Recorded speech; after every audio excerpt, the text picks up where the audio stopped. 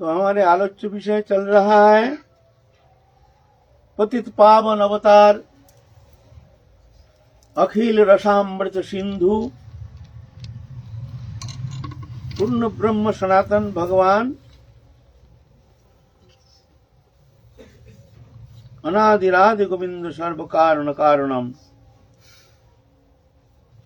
रसराज महाभाव रसराज साक्षात भगवान गोविंद कृष्ण महाभावमयी श्रीमती राधा रानी दोनों मिलकर के एक होकर के कलिजुग पावन अवतार भगवान सचिनंदन रूप में धराभूमि में अवतीर्ण होकर के जीव जगत को उद्धार करने के लिए वो गोलोक की जो वो प्रेम है वो प्रेम प्रदान के लिए करुणार्ध चित्त होकर के भगवान करुणा अवतार इस बार भगवान जो इस बार आए हैं करुणार्ध चित्त होकर के करुणा वितरण करने के लिए जो मांगे उसको भी दो जो नहीं मांगे उसको भी दो देना है बस ऐसे करुणा अवतार भगवान कहीं ऐसे पहले कभी हुआ नहीं है भगवान की करुणा अवतीर्ण कलो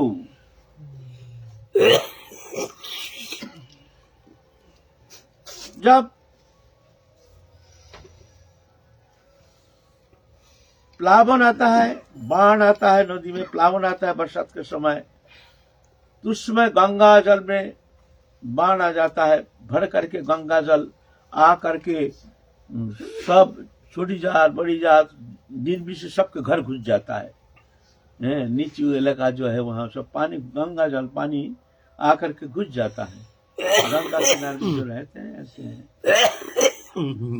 उसमें स्नान करने के लिए गंगा जाने का आवश्यकता नहीं है घर में बैठकर वहीं पर ही गंगा जल अवगाहन कर सकते हैं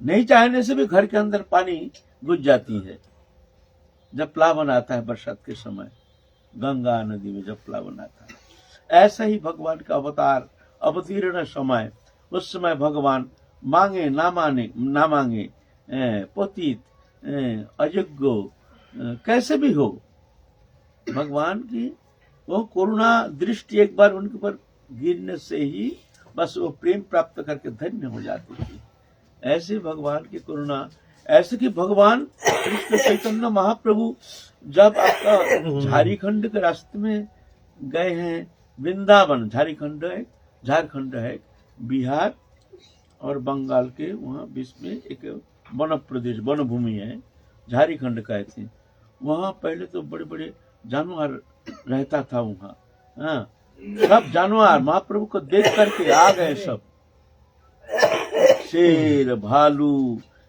सिंह और ऐसे मान लो चिंपांजी ये सब नाना प्रकार बंदर जो भी है सब और कीर्तन करते करते महाप्रभु के पीछे पीछे अनुगमन किए हैं महाप्रभु पानी लेकर के सबको छिड़क देते हैं जा हरि बोलो हरि बोल और सब हरिण सिंह सब एक साथ गलबद्ध होकर के हरि नाम किए हैं ये हम नहीं कह रहे इतिहास प्रमाण है झारखंड के रास्ते में महाप्रभु इस तरह से पूर्ण वितरण किए हैं मनुष्य तो बहुत दूर की बात है मनुष्य तो बहुत दूर की बात है पशु पक्षी को भगवान प्रेम प्रदान किए हैं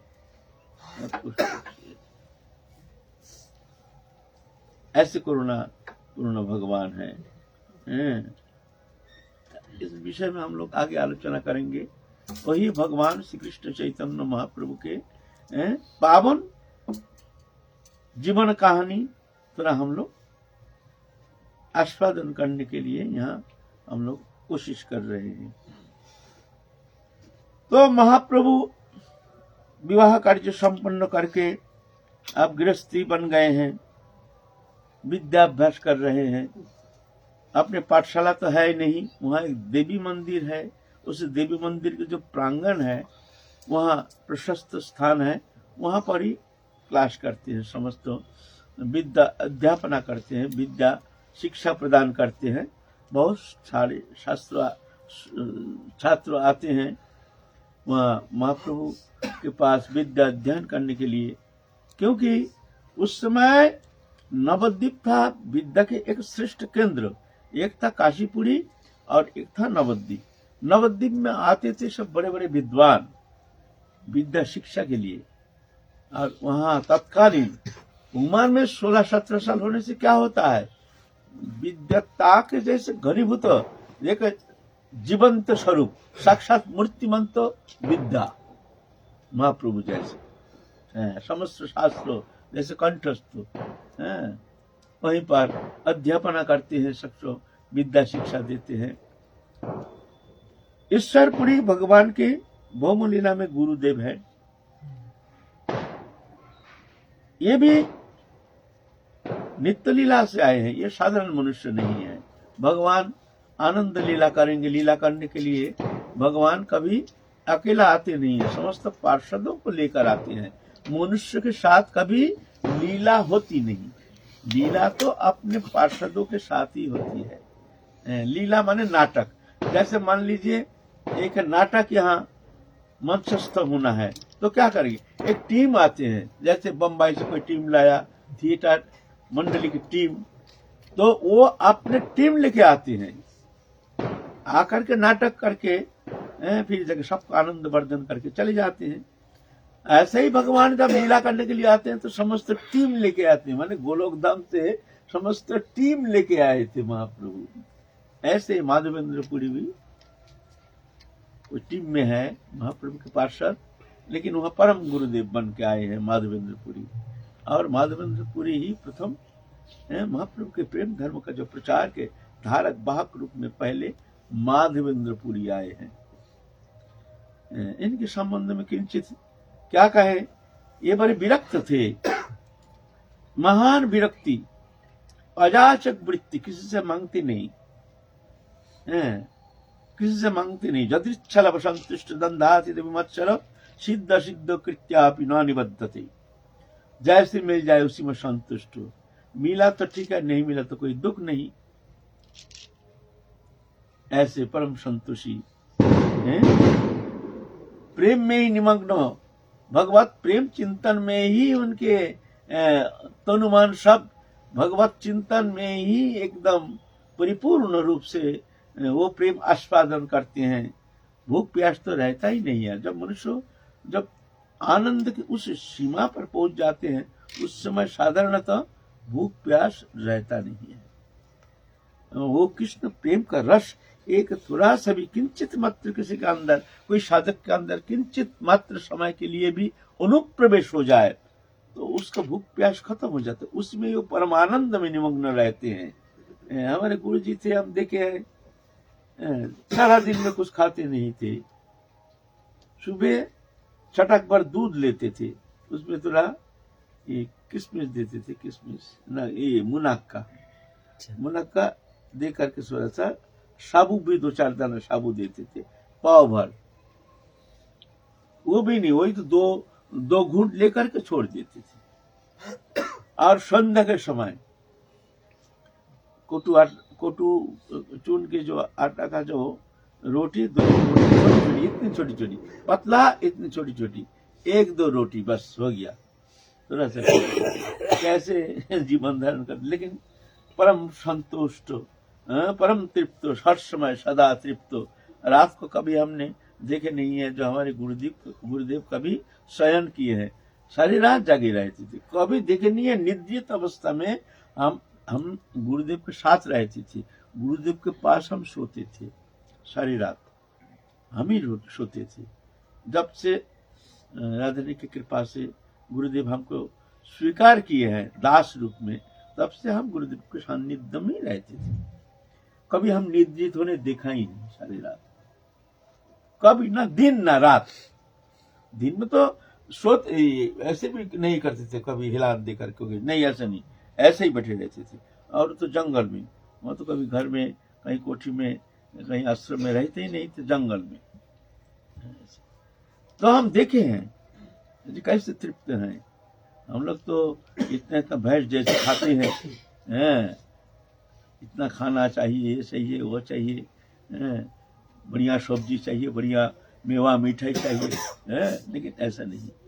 तो वो तृप्त हैं, जो एक बार वो प्रेम रस किंचित मात्र जिसके अंदर प्रविष्ट हो गया भक्ति देवी के कृपा से, कोई भाग्यशाली अगर उस दिव्य लोक की एक छठा भी प्रेम उनके हृदय में अनुप्रवेश हो गया तो मान लो खुदा तृष्णा समाप्त हो जाता है। शरीर रक्षा के लिए कभी कभी थोड़ा लेते हैं। ऐसे माधवेंद्र पुरी भ्रमण करते हैं, एक जगह नहीं रहते थे, सारा भारतवर्ष घूम भ्रमण करते थे। दक्षिण भारत से भ्रमण करते करते आए हैं वृंदावन में। वृंदावन में आकर के वहां पर एक वृक्ष के नीचे बैठे हैं, तो भगवान वो तो अजाचक वृत्ति किसी से मांगते नहीं। वैष्णव भैया कारो किछु ना मांगिबो, अजाचक वृत्ति किंबा सात फल खाइबो। महाप्रभु कहते हैं वैष्णव होकर के किसी को हाथ पसारेगा नहीं वैष्णव, किछु ना मांगिबो, अजाचक वृत्ति, किसी को जाचना नहीं करेंगे, किंबा सात फल खाइबो, सात फल जो भी मिल जाए, जैसे मिल जाए। तो ऐसे माधवेंद्र पुरी थे। खाना पीना तो है नहीं, किसी से मांगना है नहीं, एक वृक्ष के नीचे बैठे हैं। गोविंद कुंड में जाकर के भगवान जान गए हमारे भक्त आए हैं, भाई वो भूखा तो रहना तो संभव नहीं है। क्यों? भगवान कहते तेषां सतत युक्तानां भजतां अनन्य चिंतयन्तमां जे जन परिजुभाषते तेषां नित्याभियुक्तानां योगक्षेमं बहम्।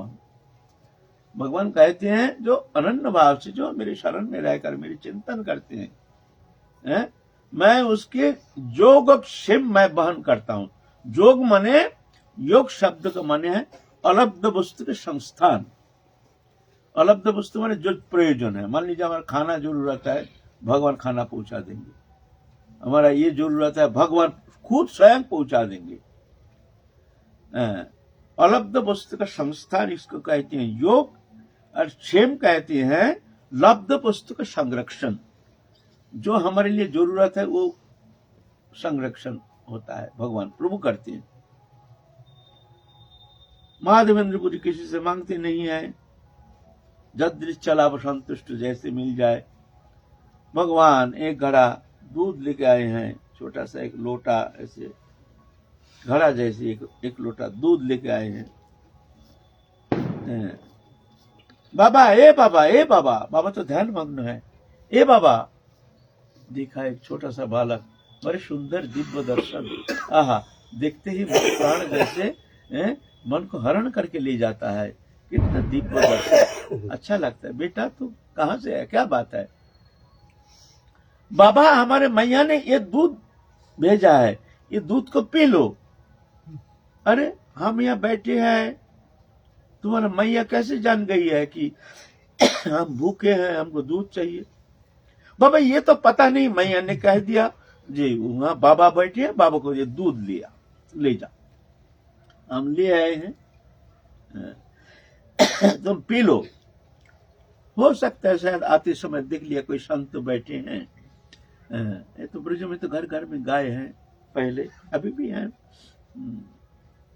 हर घर में एक भैंस, पहले तो गाय थी, अभी तो गाय नहीं है, अभी भैंस है। समय का परिवर्तन है। तो हर घर में कुछ ना कुछ तो दूध तो मिलती है। तो पी करके बड़े आनंद से वहां तो सो गए हैं। शयन अवस्था में देखते हैं गोपाल जी आए हैं। गोपाल जी आए हैं, मैं ही हूं, तुमको दूध देने के लिए आया हूं। तुम मेरे भक्त हो, तुम भूखे रहोगे, ये मुझसे कैसे सहन किया जाए? तो सुनो माधवेंद्र, माधव सुनो, हम ना हमको मुसलमान लोग तो हमको इस तरह से हमारे मंदिर जब तोड़ना शुरू कर दिया तो हम डर के मारे यहाँ गिरिराज सराटी में हम यहाँ छुपे हुए हैं, हमको उद्धार करो। फलाना जगह में हम निवास कर रहे हैं, थोड़ा सा खोदने से ही हम मिल जाएंगे। तुम ग्रामवासी को बुला करके हमको उद्धार करो, हम बहुत दिन से भूखे प्यासे यहाँ गिरिराज तराटी में यहाँ पड़े हैं। माधवेंद्र पुरी का नींद टूट गया। और दूध का अद्भुत आस्वादन देख करके जो भगवान, साक्षात भगवान आए हैं हमको दूध देने के लिए, उस कंप पुलक शिहरण हो रहा है। आहा, भगवान आए हैं हमको खिलाने के लिए। आहा, करुणामय भगवान, हैं। आहा कितने सुंदर। तो सोचे हैं देखो भाई ये स्वप्न है ना सत्य है। तो वह अनोर गांव है, अनोर गांव है गिरिराज परिक्रमा में। अनोर गांव में जाकर के ब्रजवासियों को बुला करके भाई ऐसे ठाकुर जी आदेश किए हैं, वहाँ गिरिराज तराटी में वहाँ ठाकुर जी वहाँ मिट्टी के नीचे है, उनको उद्धार के लिए हमको आदेश किए हैं, चलो भाई फावड़ा उड़ा लेकर के हमारे साथ चलो तो हमको सहयोग दो। तो ब्रजवासी सुनते भाई ये तो बड़ी अजीब बात है, ये बाबा कहाँ से आए हैं। तो जब कह रहे चलो देखे तो सही, तो फावड़ा उड़ा लेकर के सब आए हैं वो गिरिराज तराटी में। आकर के जिस स्थान निर्देश किया है वो स्थान देखा है, यहाँ यही स्थान है।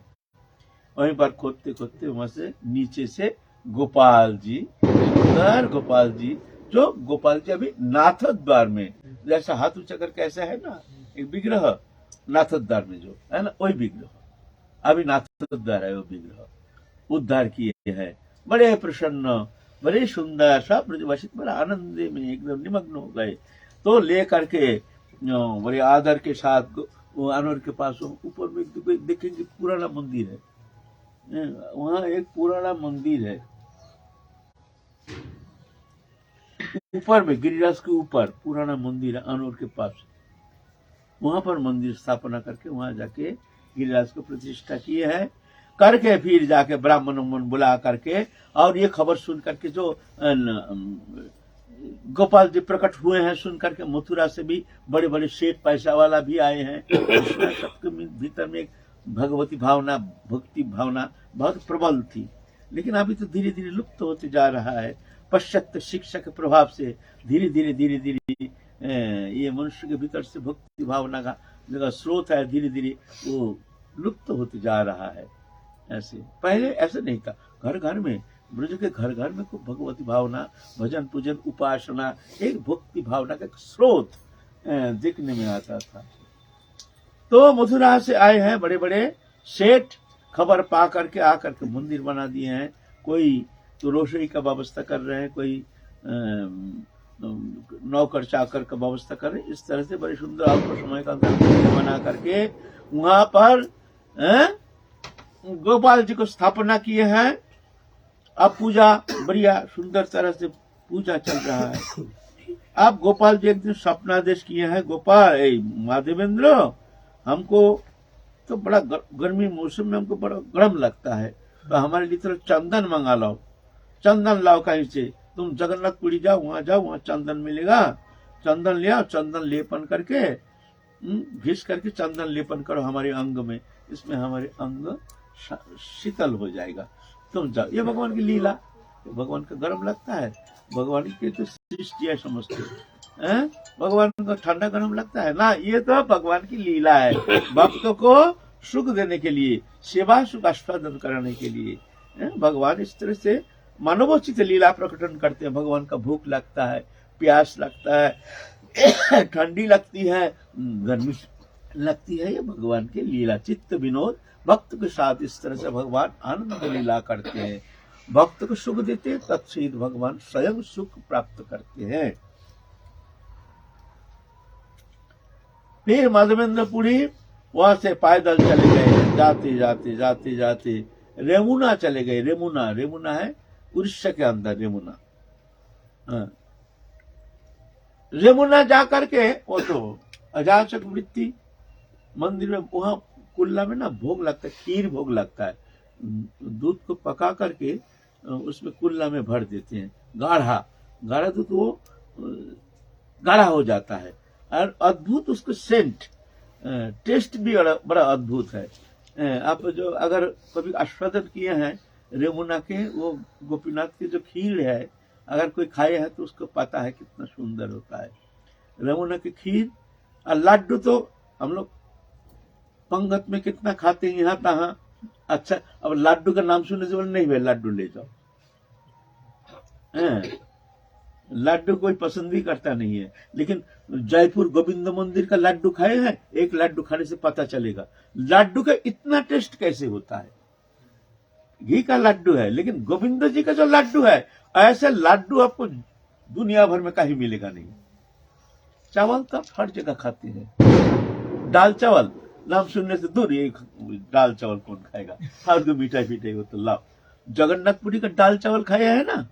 जगन्नाथपुरी का दाल चावल जो आनंद बाजार में बिकता है, सिर्फ दाल और चावल आप खा के देखिए, आप जीवन में भूल नहीं पाएंगे जो दाल चावल का टेस्ट इतना हो सकता है। सिर्फ दाल और चावल, कुछ नहीं, उसको मिला के तुम खाओ, पता चलेगा टेस्ट कैसे होते हैं। कुछ नहीं, उसमें मसला नहीं, कुछ नहीं, लेकिन वो ऐसे टेस्टी। ये भगवान की एक अद्भुत महिमा, स्थान की महिमा, ऐसे भगवान ऐसे लीला करते हैं।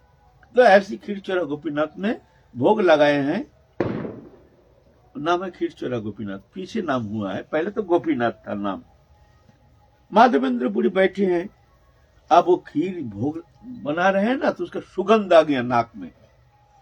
नाक में एक सुगंध आने से भी कभी कभी मन करता है, ना जाने कैसे वस्तु है, थोड़ा सा चाखने से आनंद आ जाता है ना। तो माधवेंद्रपुरी ऐसा लालच था नहीं, वो सोचते हैं भाई ये खीर का इतना सुगंध, अगर हमको पता होता इसका टेस्ट कैसे है, कैसे बनता है, तो हम भी हमारे गोपाल जी को इस तरह से जाके हम भोग लगाते। मन में ऐसे इच्छा हुई, लेकिन किसी से मांगते नहीं, कुछ बोलते नहीं है, खाना पीना तो है नहीं, सीधा चले गए।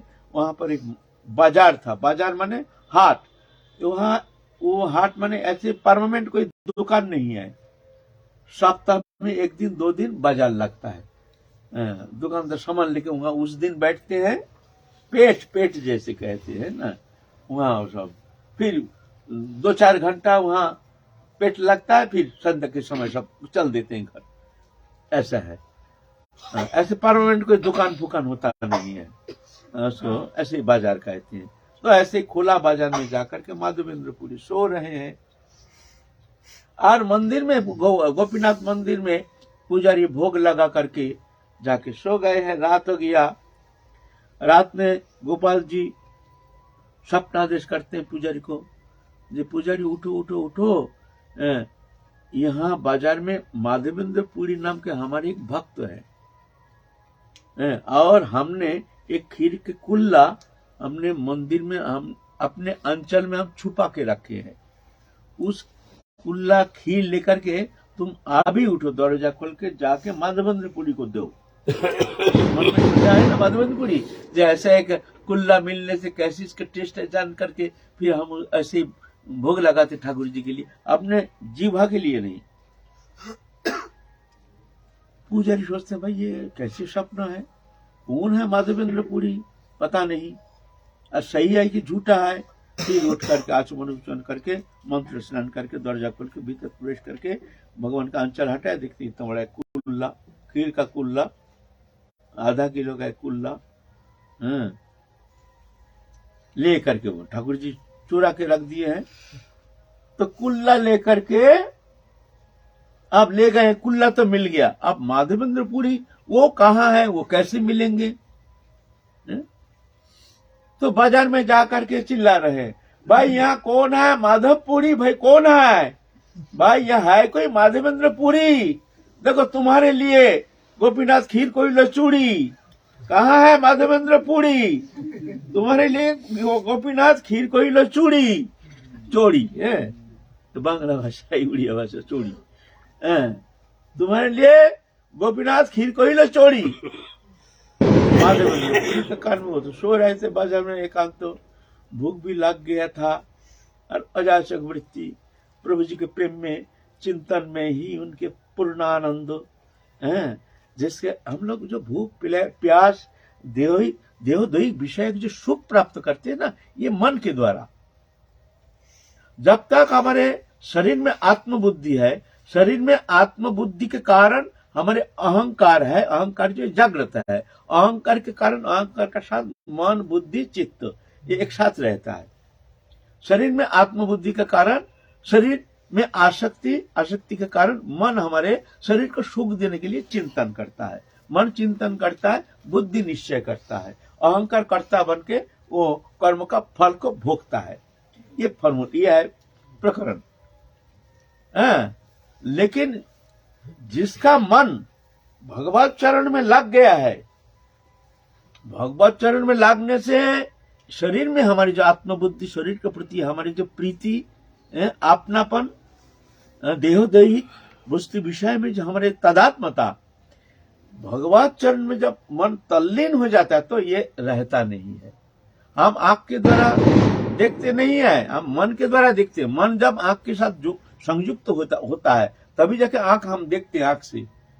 कान भी ऐसा ही, कान से सुनते हैं। क्यों? जब मन कान में आ जाता है तभी हम सुनते हैं। सब इंद्रिय जो है ना हमारे, सब मन ही कारण है ना। देखिए, आप कभी विशेष कोई चिंतन में आप तल्लीन है, एकदम ऐसे घर में कोई आया गया, आपसे पूछा गया फलाना आया था, तुमने देखा? नहीं, हमने तो ख्याल नहीं किया। रहते हुए भी देखा नहीं जाता, आंख अंधा जैसे हो जाता है। ऐसे एकदम चिंतन में ऐसे तल्लीनता, आ रहे जा रहे कुछ, बोले हम तो ख्याल नहीं किया नहीं, उस समय मन हमारा आंख में नहीं था, इसलिए हम देखा नहीं। घर में टीवी चल रहा है ना, क्या कुछ हो रहा है, लेकिन एक चिंतन में ऐसे तल्लीनता। किसी ने पूछा टीवी में ये जो खबर हुआ है, ऐसे घटना तुमने सुना है? हमने तो ख्याल नहीं किया। माने उस समय मन हमारा कान में नहीं था, इसलिए हमने सुना नहीं, है ना। हमारा मन बहुत चिंता में एक तल्लीनता, ऐसे गहरा चिंता, उसमें हम ऐसे निमग्न हो गए चिंतन में, या ऐसे कोई वस्तु नष्ट हो गई जिससे, या कोई प्रियजन हमारे वियोग हो गया, उस कारण हम बहुत दुखी हैं और उसके चिंता में हम तल्लीन हैं। उस समय आकर के हमको अगर कोई बढ़िया वस्तु, रसभोग, रसगुल्ला या कोई और कोई अच्छी पदार्थ अगर दिया जाता है तो खाओ इसको, तो नहीं। क्यों? ऐसा क्यों? बोले उस समय मन हमारा जीवा में ना होने के कारण हमको टेस्ट लगता नहीं। मन चिंतन में है ना, तो जीवा में दे दे, चलो अभी चलो, हम खाएंगे नहीं, हमारा भूख नहीं, जाओ ले जाओ। माने उस समय हमारा मन हमारी जीवा में है ही नहीं। जिस प्रियजन को हम इतना प्रेम करते हैं, उनके स्पर्श पाने के लिए हम कितना आग्रही होते हैं। मान लीजिए कोई संतप्त हृदय, हम दुखी होकर के गहरा चिंतन में हम डूबे हुए हैं, उस समय मान लीजिए हमारे घर का ही बच्चा जिसको हम बहुत आदर करते हैं, गोदी में लेकर के बहुत प्रेम करते हैं, वो पीछे से आकर हम कैसे पकड़ लिया, होता है ना ऐसे। क्यों? उस समय हमारा मन हमारे तक में नहीं है, कुछ दूसरे चिंतन में तल्लीनता के कारण हमको वो सुख मिल नहीं रहा है। क्यों? मन हमारा तक में है नहीं, और कहीं है। तो हमारे जो विषय वासना, विषय लोलुपता, इसका कारण है हमारे मन, देह, इंद्रिय जो है ध्यात्म बुद्धि प्रबल होने का कारण है। जब तक ध्यात्म बुद्धि प्रबल है तब तक आपके अंदर, हमारे अंदर ये प्रवृत्ति रहेगी। माया, मोह, ममता, स्नेह, करुण, दया आदि जो है ना, ये सब रहेगा। शब्द, स्पर्श, रूप, रस, गंध, इसका जो हमको अनुभव होता रहेगा। जब ये मन भगवत चरण में तल्लीन होता जाता है, चिंतन के द्वारा, साधु संग के द्वारा, एकांत भजन के द्वारा, नाम जप के द्वारा, गुरु कृपा के द्वारा, शास्त्र कृपा के द्वारा, संत कृपा के द्वारा, जब हम इस तरह से नाम करते करते, जप करते करते मन जब हमारा तल्लीन होता जाता है, माने सांसारिक विषय वस्तु पदार्थ से मन जब भगवत चरण में लगता जाता है, तो ऑटोमेटिकली हमारे मन की जो विषय के प्रति जो हमारी विषय प्रिया ऑटोमेटिक नष्ट हो जाएगा। ये नष्ट किया नहीं जाता है, हो जाता है। वैराग किया नहीं जाता है, वैराग हो जाता है। वैराग किसको कहते हैं? वैराग माने अनासक्ति, माने भोग्य पदार्थ के प्रति भगवान छोड़ के और भी दृश्यमान कोई भी वस्तु पदार्थ के प्रति अनासक्ति का नाम है वैराग। वैराग माने घर छोड़ के जंगल जाने का नाम वैराग नहीं। सुन लीजिए, उसमें कुछ होता नहीं। मन में हमारे विषय वासना है, विषय आसक्ति है, हम जंगल जा रहे। जंगल क्या मंगल करेगा? जंगल कोई मंगल नहीं। जंगल में कितने जंतु जानवर पशु पक्षी रहे, तो क्या हुआ? मंगल हो गया है? ऐसा ही जब तक हमारे मन भगवत चरण में इस तरह से एक तल्लीनता, तन्मयता नहीं होती है, तब तक जाकर के हमारे भोगस्प्रिया, इंद्रिय लोलुपता, इंद्रिय विषय वस्तु पदार्थ के प्रति आसक्ति, ये जाना संभव नहीं है। ये कब जाता है? वैराग कब होता है? ये करने का चीज नहीं है, होता है। वैराग कब होता है? प्रश्न तो वैराग कब होता है? बोले जब अनुराग होता है तब वैराग होता है। अनुराग माने भगवत चरण में अनुराग होता है तो जाके वैराग होगा। भगवान है रोशनी, संसार है अंधकार। मन जब भगवत चरण में लगता जाएगा रोशनी की तरफ, और ऑटोमेटिकली हमारे भोग विषय जो आसक्ति अंधकार ये जाता रहेगा। इधर रोशनी की तरफ तुम जितना चलोगे अंधकार उतना ही हटता जाएगा। अंधकार हटाया नहीं जाता है, अंधकार हटाने के लिए चाहिए तुमको रोशनी लाना है। भगवत अनुभूति, भगवत चिंतन, भगवत भजन ध्यान धारणा उपासना आदि जो है ये है रोशनी। ये जब तुम्हारे मन उस भगवत रंग में जब रंगीन होता जाएगा तो अभी जाकर के तुम्हारे मन से ऑटोमेटिकली विषय प्रिया ऑटोमेटिक नष्ट। विषय तुम रख नहीं पाओगे, अच्छा लगेगा नहीं। अपने पुत्र कन्या गृह मकान दुकान ये सब अच्छा ही लगेगा नहीं, चेष्टा करके भी अच्छा लगेगा नहीं। ऐसा है। हमारी मैया है, घर में बेटा है बेटी है, संपन्न घर है, गाड़ी है बाड़ी है, एक बेटा एक कन्या, सब नौजवान, शादी नहीं हुई है। मैया यहीं पर रहती है। घर का नाम यदि कहीं जाओ तो घर जाओ, बच्चा कच्चा है, कुछ दिन रह करके आ जाओ, रोना शुरू करती है जैसे कहाँ भेज रहे हैं हमको। रोना शुरू करती है फुट फुट के। घर जाना है, वहां जाना है। क्यों? अब अनुराग हो गया तो ऑटोमेटिकली अच्छा लगेगा नहीं। कौन पुत्र है? कश्य के पति पुत्राद्या मोह ये वही कारणम। कोई किसी का स्त्री पुत्र है नहीं, मोह ही एकमात्र कारण है। जब तक मोह है तब तक जाकर के हमारे स्पृहा किसी कीमत पर नष्ट होना संभव नहीं है। लाख कोशिश करके भी मन से तुम्हारे ये जो विषय लालसा या स्नेह ममता ये जाना संभव नहीं। इसको हटाया नहीं जाता है, ये हट जाता है। कब हटता है? जब भगवत चरण में मन लग जाता है तभी होता है। यह है वैराग, तब खटी वैराग। माधवेंद्र पुरी को इस तरह से भगवत चरण में ऐसे रंग गया, निष्प्रिय निर्लिप्त उदासीन। आप पुजारी जाकर के, कौन है माधवेंद्र पुरी तुम्हारे लिए, देखो गोपीनाथ खीर कोई लो चोरी, आ जाओ आ जाओ। तो देखते एक चादर ओढ़ करके सो रहे हैं। भैया आप कौन है? भैया राधे श्याम। माधवेंद्र पुरी तो सोए नहीं है। दिखते आप कौन है? नहीं, मैं, आपका नाम क्या? आप माधवेंद्र पुरी है? हाँ मैं तो माधवेंद्र पुरी हूँ। इस शरीर को तो कहते हैं माधवेंद्र पुरी, लेकिन आप कैसे जानते हैं हमको? हम तो यहाँ नए हैं, हम तो पहले कभी आए नहीं है। आप कैसे जान गए हैं हम माधवेंद्र पुरी है?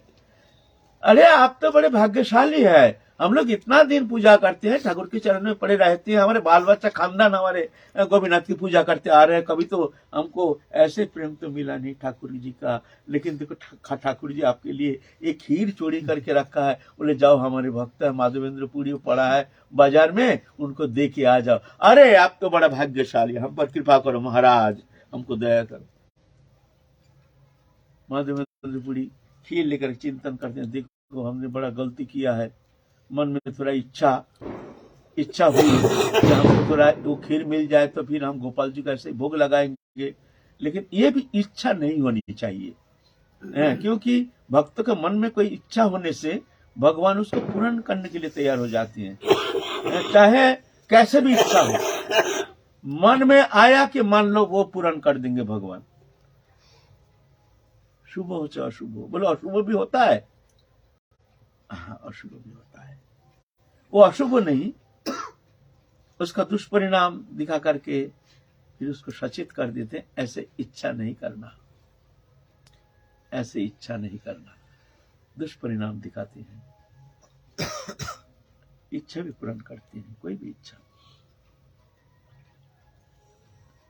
माधवेंद्र पुरी फिर जा करके उसको बड़े आनंद के साथ उसको पाए, बैठे बैठे बैठे बैठे, और इतना पा रहे हैं यार, गोपाल जी की इतनी कृपा है, बड़े आनंद से पा रहे हैं। फिर उस कुल्ला को रख दिया टुकड़ा टुकड़ा करके, जो जभी अपने इसमें चादर में बंद करके, गाती में बंद करके ले गए। और टुकड़ा का एक एक टुकड़ा खाते हैं और आनंद कंप पुलक शेरन अनुभव करते हैं, जिसमें प्रभु की कृपा भरी हुई है। ऐसे फेंका नहीं, कुल्ला का टुकड़ा को टुकड़ा टुकड़ा करके, कभी कभी मन होते से खा के फिर बड़ा आनंद आता है ऐसे। तब से वो रेमुना में वो गोपीनाथ का नाम हुआ खीर चोरा गोपीनाथ। अभी प्रसिद्धि है भारतवर्ष के, बहुत दूर दूरांत से आते हैं वहाँ वो खीर चोरा गोपीनाथ। वो कोई साधारण नहीं, वो गोपीनाथ का इतिहास है। इतिहास वो ऐसे विग्रह नहीं है। एक बार क्या हुआ, त्रेता युग में रामचंद्र जब मनोगमन किए थे, तो एक दिन बैठे बैठे एक तो पत्थर लेकर के, उस पत्थर के ऊपर एक गो बालक, गाय, बछड़ा, ये सब बना रहे हैं। एक लोहे का एक ये दे करके, नूरून कहते हैं, ऐसे हैं, उसकी घिस के एक बना रहे हैं, बनाए हैं। वहां कृष्ण बनाए हैं, माने कृष्ण के गोचरण लीला बनाए हैं। गो है, ग्वाल वालों हैं, छोटे छोटे छोटे मूर्ति बनाए हैं पत्थर के ऊपर।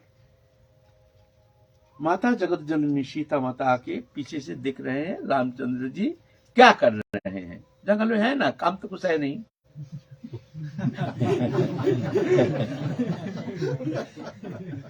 और बहुत ध्यान करके देख रहे हैं जगत जननी सीता माता क्या कर रहे हैं। प्राणनाथ क्या देखते, बड़ी सुंदर कृष्ण मूर्ति बनाए, वहाँ गिरिराज बनाए, वहाँ गो बालक बनाए, गो बछड़ा बनाए। तो सीता माता आकर के अचानक बड़ा आनंद लगा, पत्थर को पकड़ के देखो देखो देखो देखो देखो तुम कैसी बनाए, क्या बनाए हो। और जगत जननी आद्याशक्ति स्वरूप शक्ति के स्पर्श से वो प्राण संचार हो गया, प्राण संचार हो गया, एकदम प्राणवंत हो गया, उसमें प्राण का संचार हो गया। जगत जननी है ना, उनके स्पर्श से बोले देखो ये कुछ नहीं, देखो हमारी अगला जो लीला है, कलियुग में हम जो लीला करेंगे ना, तो वो लीला का थोड़ा सा हमारे मन में आ गया। हमने सोचा थोड़ा उसको थोड़ा चित्र बनाओ, तो हमने बना रहे थे, हमने वो बना रहे थे। फिर दोबारा जब बनाने गए, खून निकालना शुरू हो गया, वो प्राणवंत हो गया ना, जगत जननी का स्पर्श से वो फिर उसमें प्राण संचार हो गया वो विग्रह में। बस वही विग्रह अभी खीरचोरा गोपीनाथ, वो है गोपीनाथ, वो खीरचोरा गोपीनाथ, वही विग्रह अभी पूजित होते हैं। खीरचोरा गोपीनाथ नाम से प्रसिद्धि है। माधवेंद्र पुरी के लिए जो खीर चोरी किए हैं, इसीलिए नाम हो गया खीरचोरा गोपीनाथ। अभी भी प्रसिद्ध है रेमुना में, उड़ीसा में, है ना, तुम जानते हो तो उड़ीसा में। तो ये माधवेंद्र पुरी एक प्रथम ये महाप्रभु की धारा, प्रेम धारा जो है, उस धारा का प्रथम स्रोत ये माधवेंद्र पुरी। उन्हीं का ही शिष्य ईश्वरपुरी, ईश्वरपुरी उन्हीं का ही शिष्य। मरते समय आशीर्वाद करके गए, बहुत गुरु सेवा किए, उनके विष्ठा मूत्र आदि सब साफ किया अपना हाथ से। इस तरह से बड़ी सेवा करने से माधवेंद्र पुरी जाते समय समस्त शक्ति संचार करके गए। ईश्वर तू धन्य है, तेरे को ठाकुर जी मिल जाएंगे, तेरा मनोवासना पूर्ण होगी, तू इस तरह से भजन कर, ठाकुर जी तेरे को कृपा करेंगे, ऐसे करके आशीर्वाद करेंगे। वही ईश्वरपुरी फिर आ करके भ्रमण करते करते आए हैं, जो हमको ठाकुर जी कब मिलेंगे कब मिलेंगे कब। एक दिन स्वप्नादेश हुआ, जो ठाकुर जी तो अभी विराजमान है नवद्वीप में, तो आए हैं, कौन है ठाकुर जी हमको तो पता नहीं। तो आते आते घूमते घूमते घूमते घूमते आए, वो तो ऐसे, वो भी माधवेंद्र पुरी जैसे ही परम त्यागी आ गए हैं। दिव्य दृष्टा, सुंदर, बहुत सुंदर दिव्य ऐसे जटा है, ये है सुंदर, शस्त्रु गुम्फ है, बड़े सुंदर, देखने से पता चलता है। बड़े तेजपुंज कलेवर, जो संत है उनको देखने से पता चलता है, संत को चेहरा से पता चलता है, संत को दृष्टि से पता चलता है कि कैसे भजन नंदी है ना। अपीयरेंस तो सबसे बड़ी बात है ना। पहले दर्शनधारी परे गुण विचारी, ऐसे बंगला में कहते हैं। पहले दर्शन से ही उसका नंबर ज्यादा मिलता है, फिर गुण तो पीछे हम जानते हैं। तो दर्शनधारी आए हैं, गए अद्वैत आचार्य के घर जा करके रह रहे हैं, फिर घूमते घूमते सुने हैं यहाँ बड़े पंडित निमाई पंडित, आप सुने हैं जी ये भी बड़ा अलौकिक शक्ति संपन्न एक महत्पुरुष है, ऐसे विद्वत्ता अभिमान लेकर के रहते, भजन भजन करते नहीं है, लेकिन इनके अंदर कुछ दैवी शक्ति ईश्वर शक्ति है जो देखने में भी ऐसे अचिंत्य शक्ति संपन्न। मनुष्य शरीर होने से क्या होता है, उनको देखने से पता चलता है कि यह लोक में नहीं है, ये तो कोई अचिंत्य शक्ति संपन्न कोई दिव्य दृष्टा कोई भगवत तनु जैसे हैं, ये साधारण है नहीं। चलो देखेंगे। एक दिन गंगा स्नान करके आ रहे हैं, जाते जाते रास्ते में देख रहे हैं, देख करके पता चल गया ये कोई साधारण नहीं है, ये तो ईश्वर की शक्ति, कोई शक्ति संपन्न कोई महापुरुष। देख रहे हैं ईश्वरपुरी और ईश्वरपुरी को देख रहे हैं महाप्रभु, दोनों पहचान गए हैं। फिर महाप्रभु से परिचय हुआ, महाप्रभु बड़े आदर करके घर ले गए, घर लेकर के उनका आदर करके बड़े सादर सत्कार करके उनको प्रसाद पवा करके उनसे उनको बैठा करके फिर जा करके परिचय किए हैं, आप कहाँ से आए हैं? तो हम तो ऐसे, हमारे श्री गुरुदेव है माधवेंद्र पुरी। हाँ, नाम तो सुने हैं, महाप्रभु बड़े प्रसन्न तृप्त हुए हैं, ऐसे महत्पुरुष के नाम तो हमने श्रवण किए हैं, लेकिन आपको देख के पता चल रहा, हम तो माधवेंद्र पुरी को देखे नहीं है, लेकिन आपको देख करके हमको पता चल रहा है जो माधवेंद्र पुरी कैसे थे, जो शिष्य ऐसे है, वो गुरुदेव ना जाने कैसे हैं, बड़े प्रसन्न हो गए हैं। कैसे आपको शुभागमन हुआ बताइए ना। हमने ग्रंथ लिखा है, हमने सुना है जो यहाँ बड़े बड़े पंडित हैं, तो हमारे ग्रंथ को दिखाने के लिए कृष्ण लीला के कोई ग्रंथ रचना किए हैं, दिखाने के लिए आए हैं जो ये ग्रंथ कैसे हैं, इसमें भूल भ्रांति है कि नहीं, दिखाइए आप कैसे ग्रंथ है, दिखाइए। महाप्रभु देखे हैं, और महाप्रभु तो समस्त शास्त्र के मूल आधार, मूल स्रोत, समस्त मूर्तिमंत शास्त्र है महाप्रभु, पूर्ण ब्रह्म सनातन। देख करके खूब देख रहे हैं, देख करके कुछ कह नहीं रहे हैं। ईश्वरपुरी कह रहे बताइए इसमें कोई भूल भ्रांति, कोई क्या है, क्या कमी है? तो पहले कहना नहीं चाहते हैं, फिर बोलते हैं बोलिए, हम तो थोड़ा सा सुनना चाहते हैं, इसमें क्या कमी है, क्या है। तो महाप्रभु हंसते हंसते कहते हैं अब बुरा ना माने तो हम तो कुछ कहे। नहीं, बुरा नहीं मानेंगे, बुरा क्यों मानेंगे, बताइए। तो महाप्रभु कहे जगह उसको भूल दिखाए, ये श्लोक ये भूल है, ये हो सकता है ऐसा। तो ईश्वरपुरी का मुंह मलिन हो गया, थोड़ा सा गंभीर हो गया। जब हम लिखे हैं तो हमारी भूल भ्रांति, भूल तो हो गया बहुत। तो महाप्रभु बोलते नहीं, आप ऐसा मत, चिंता मत कीजिए, ये वो भूल नहीं है, ये भूल तो बड़े बड़े जो लेखक हैं उनका भी भूल होता है, रहेगा, निर्भूल कभी होता ही नहीं।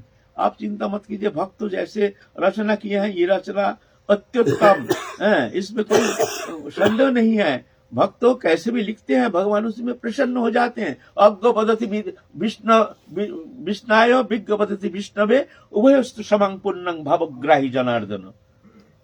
भगवान भाव को लेते हैं, आप जिस भाव से लिखे हैं भगवान इसी में प्रसन्न हो गए हैं। आप ऐसा दुखी मत होइए, बहुत सुंदर, बहुत सुंदर, आप बिल्कुल चिंता मत कीजिए, आपका ग्रंथ तो बहुत सुंदर है। सुन करके ईश्वरपुरी फिर जा करके जो आप विदाई लेंगे, विदाई लेकर के बोले आप कहाँ जाएंगे? बोले ना हम जाएंगे तो अभी काशीपुरी जाएंगे।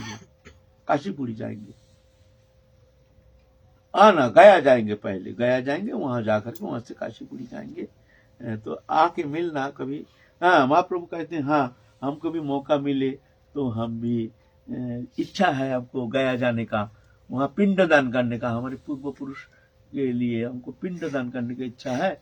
अगर संभव हो तो उस समय हम आपके सानिध्य में आएंगे। ऐसा करके उनको प्रणाम करके, वैश्य ज्येष्ठ है ना, प्रणाम करके उनको बड़े अपने सामर्थ्य अनुसार भेंट प्रणामी दे करके, वो तो त्यागी थे महाप्रभु, उसमें गृहस्थी, और गृहस्थी का उचित है संत आता है उसको कुछ भेंट प्रणामी देना चाहिए, नियम है। संत के पास जाओ खाली हाथ मत जाओ, कोई मंदिर में जाओ खाली हाथ मत जाओ, गृहस्थ के लिए ये औचित्य है। अगर नहीं जाते हैं तो अजाकर उसको कुछ वो फल नहीं मिलता है, उसको फल नहीं मिलता है, निष्फला हो जाता है। इसीलिए ये औचित्य है। तो घर में अगर कोई संत आया है तो उनकी सेवा करना ये उचित है। कैसे भी आपके सामर्थ्य अनुसार अगर कुछ नहीं रहे, कम से कम मीठी वचन के द्वारा, आसन प्रदान के द्वारा, थोड़ा पानी या जल के द्वारा उनके चित्त को प्रसन्न कर दो, मीठी शब्द प्रयोग के द्वारा। ऐसे नहीं सिर्फ वस्तु से सेवा होती नहीं, एक वचन की भी एक सेवा होती है। कोई आया हमारे यहाँ,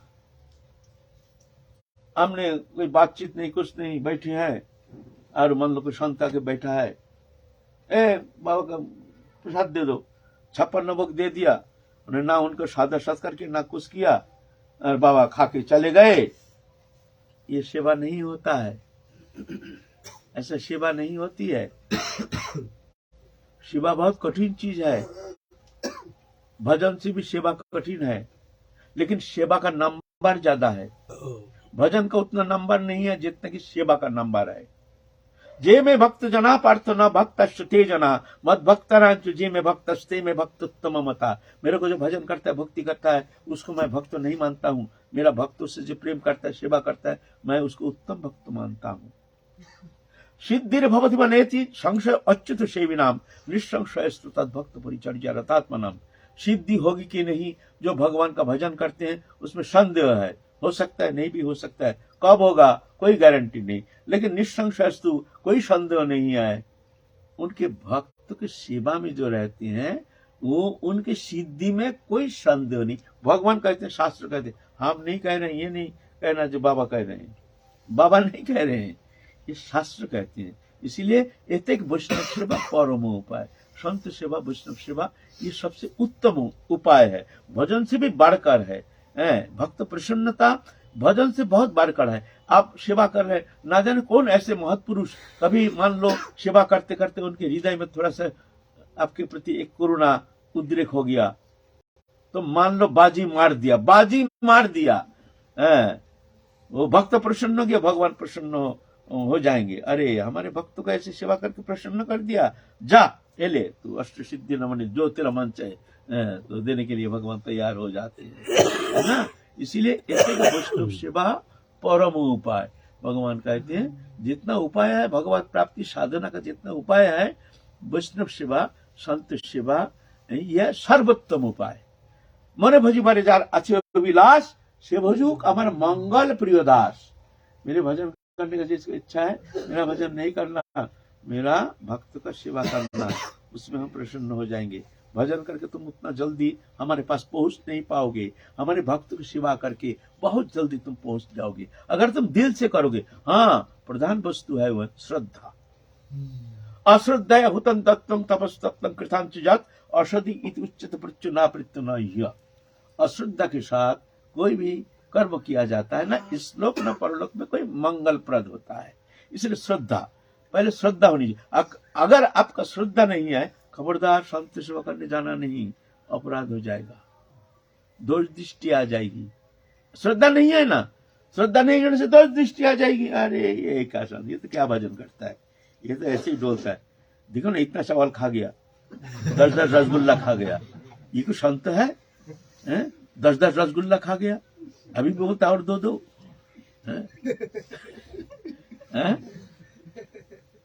तो ऐसे सेवा करके ऐसे थोड़ी होता है। जब तुम्हारे घर आया है तो जानना तुम्हारा प्रभु है। सेवा कौन करता है? सेवा सेवक करता है। सेवा सेवक, सेवा प्रभु नहीं करता है, सेवा महंत नहीं करता है, सेवा गुरु नहीं करता है, सेवा आचार्य नहीं करता है। सेवा कौन करता है? सेवा सेवक करता है। सेवक कौन होता है? दास। दास माने तुम जिसकी सेवा करोगे उनके चरण के नीचे आना पड़ेगा, तुम उनके नौकर हो, वो तुम्हारे प्रभु आए हैं तुम्हारे। ये तो सहज थोड़ी है ऐसे। लेकिन हाँ, अगर किसी के ऐसे श्रद्धा है, ऐसे श्रद्धा लेकर कर अगर वो सेवा करते तो निस्संदेह वो बहुत जल्दी बिना साधना भगवान की कृपा प्राप्त करने में समर्थ हो जाए। हम नहीं कहते, शास्त्र कहते हैं। यह है ना, एतक वैष्णव सेवा परम उपाय। जितना उपाय है भगवत प्राप्ति के लिए, जितना उपाय है, साधना है, वैष्णव सेवा सर्वोत्तम साधना। लेकिन सबसे कठिन भी है। पहले तो श्रद्धा की कमी, हमारे अंदर श्रद्धा की कमी, दोष दृष्टि। हम चाहते हैं सिद्ध सेवा करेंगे, कैसे ना, बड़े सिद्ध भक्त होगा, सिद्ध संत होगा, सर्व प्रकार समस्त दोष वर्जित होगा, त्रिकालदृष्टा होगा, भगवत तत्व। अरे भाई, ऐसा सेवा थोड़ी होती है। आएंगे तो भगवान आएंगे तब सेवा करोगे, ऐसा नहीं होता है। सब प्रभु के जन है, तिलक है, कंठी है, माला है, सब प्रभु के जन है, हमारे प्रणम है, हमारे लिए आदरणीय है, हमारे लिए वंदनीय है। दोष दिखने का तो कोई सवाल ही नहीं है। नारद पंचरात्र में कहते हैं वैष्णव कौन है ना, वैष्णव दीक्षा मात्र ही वैष्णव है। दीक्षा प्राप्त की है वैष्णव दीक्षा, वो वैष्णव है। और महाप्रभु तो और उल्टा कहते हैं। महाप्रभु, हमारे महाप्रभु क्या कहते हैं, जार मुखे सुनिए एक बार कृष्ण नाम सही पूज्य श्रेष्ठ सवाकार। जिसके मुख में एक बार हरिनाम सुनते हैं वही वैष्णव है। महाप्रभु और कुछ कहते हैं, जे मोर दासेर सकृत निंदा करे, मोर नाम कल्पतरु ताहारे संहारे। मेरे दास का जो निंदा करता है, मेरा नाम कल्पतरु उसको संहार करता है, मेरा दास। अब दास को नाम कैसे पहचानेंगे बाबा? प्रश्न आता है ना, भगवान तुम्हारे दास हम पहचानेंगे कैसे? तो महाप्रभु कहते हैं अनंत कोटि ब्रह्मांड जत सबे मोर दास, एते कि जे परहिंस सही जाए नाश। अनंत कोटि ब्रह्मांड में जितना सब मेरा दास है। लो, वैष्णव तो बहुत दूर की बात है। लो, कहां पर हम अटक गए हैं? वैष्णव हिंसार कथा सेरहु दूरे, सहजे जीवने जे अधम पीड़ा करे। विष्णु पूजिया जे प्रजार पीड़ा करे, पूजाओ विफले जाए आर दुख मरे।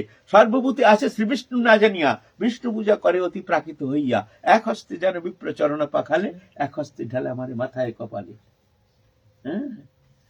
ये महाप्रभु और कठिन बात कहते हैं, है ना। तो सेवा कठिन है, सेवा कठिन है। लेकिन अगर सेवा श्रद्धा के साथ तुम करते हो, थोड़ा सा सेवा भी तुम्हारे लिए परम मंगलप्रद हो सकता है।